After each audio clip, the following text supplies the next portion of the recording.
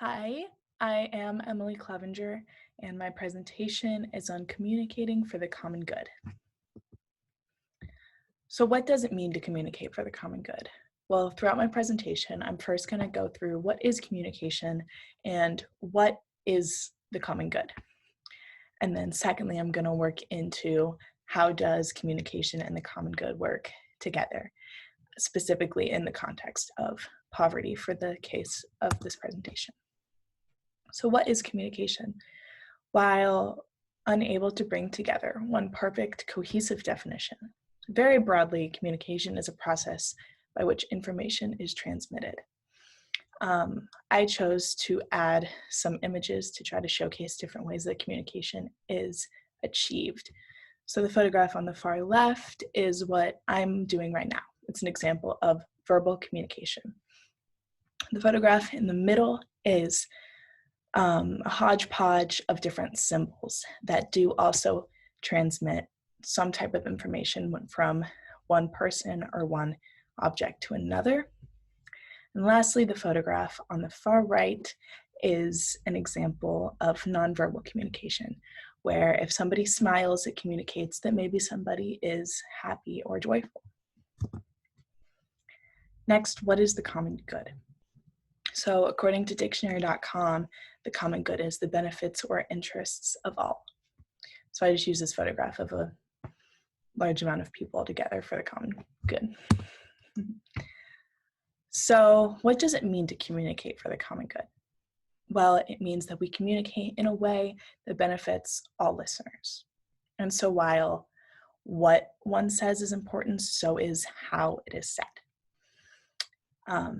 To go along with that, communicating in a way that brings a positive atmosphere for everybody that's involved. So a few examples of these are to use correct language, to avoid negative labels that may bring down a certain group of people or bring up another.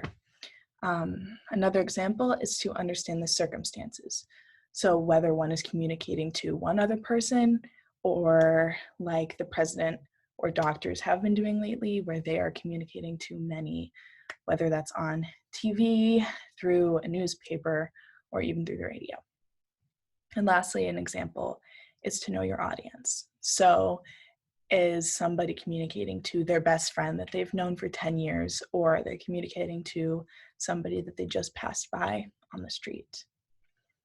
All of those variables greatly impact how communication is given and how it is received as well, in terms of communicating for the common good, for the interests of all parties involved.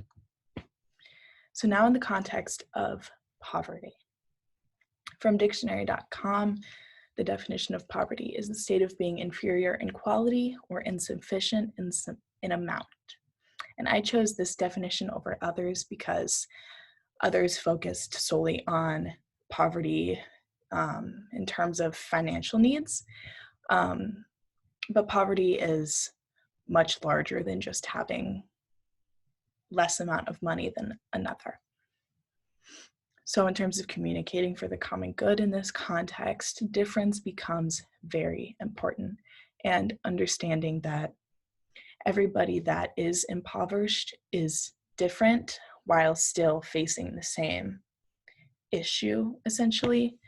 But the avoidance of dominant versus non-dominant groups becomes very important, because if somebody is communicating to a large audience, for example, and they're talking about Bill Gates versus some homeless man on the street who's living under a bridge, creating those dominant versus non-dominant groups and how the rich are better than the poor does not help communicate efficiently at all.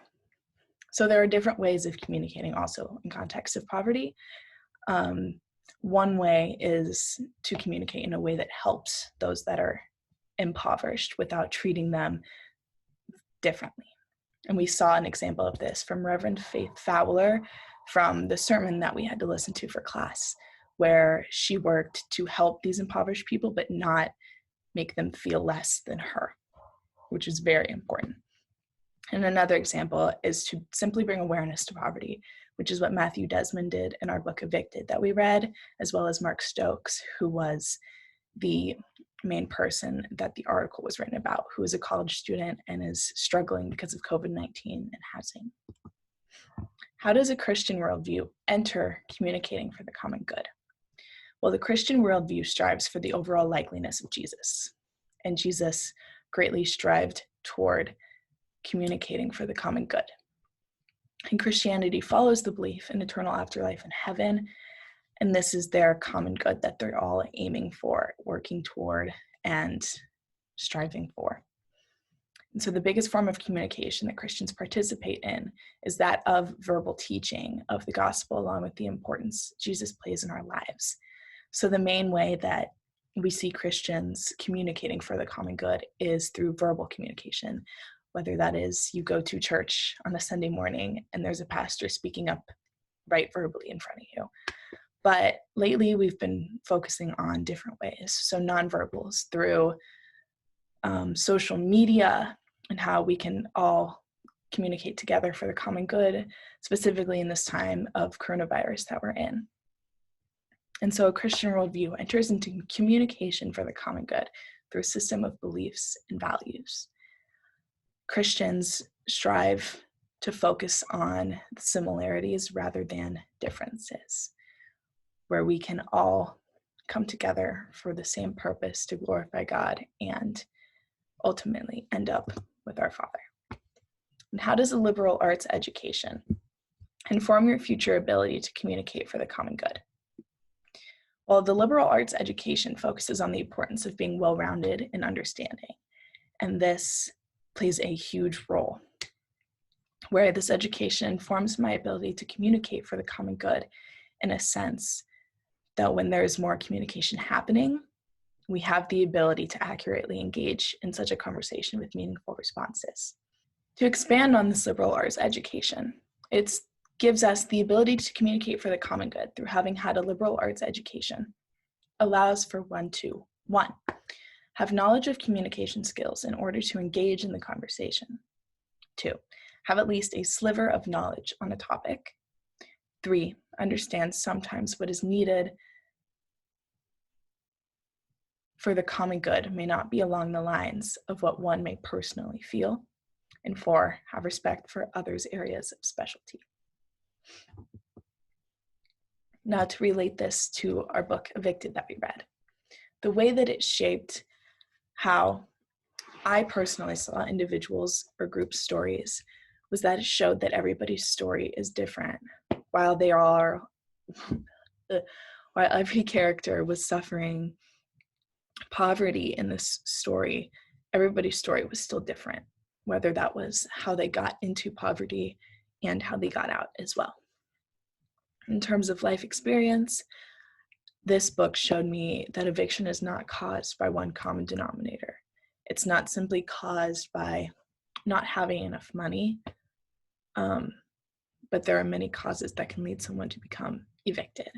And so a quote that I liked from Desmond himself says, "A good home can serve as the sturdiest of footholds," and just how important having a home is when somebody is impoverished. In terms of culture, poverty is more than a lack of monetary value. So this goes back to why I chose that other definition. And this is a quote that I liked. "If Arlene and Vanetta didn't have to dedicate 70 or 80% of income to their rent, they could. And he just continued to show all these different things that these women would have been able to do if they didn't have to dedicate so much of their money to rent. So in summary, communicating for the common good is just one way to help create a positive environment. All forms of communication play a role. The biggest part that we see right now while we're stuck inside is the nonverbals and the use of symbols while we are unable to face-to-face verbally communicate. If we use our communication for good, it could greatly impact those around us. And this is seen highly in the context of poverty, because it's a large issue in the US, and through communication for the common good, we can work together to help this issue, just as Matthew Desmond did in his book, Evicted. And here is my works cited. Thank you so much for listening.